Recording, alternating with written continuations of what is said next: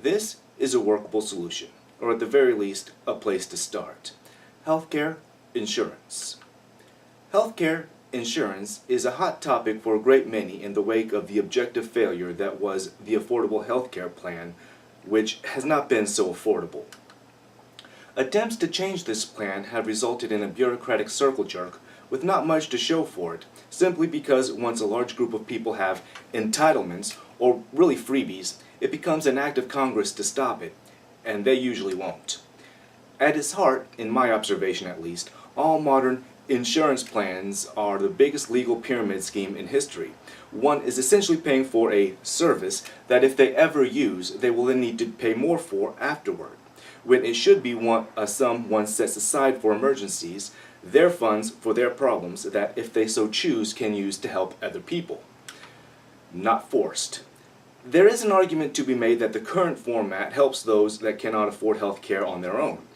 But it is, and was, the fault of insurance companies in the first place that healthcare is so expensive. Adam Conover from Adam Ruins Everything can explain it much better than I can. See Episode 3, Season 2, Adam Ruins the Hospital. What really is needed is a fundamental paradigm shift of the current views and methods of insurance. With this in mind, my proposal is intended to help right the rocking ship and return it to what should be its true course. I would turn all current healthcare plans into a 401k type account insofar as the money is placed into a trust account that uses stock market to earn greater returns.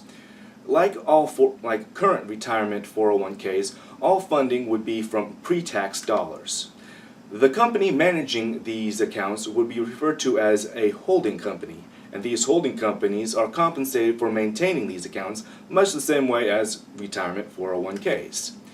You would choose which company you use based on their perspective for the distribution of funds. Funds can be transferred between accounts similar to 401ks. You would choose how much you put into it. And if you so choose, you can choose what percentage of that goes into a communal pot, which is then used to assist those that have not built up enough funds on their own. These communal pots could only be used for the treatment of life-threatening conditions or situations, unless otherwise stated in the holding company's prospectus. Plans would be scalable from individual to family, from small groups or organizations to major companies.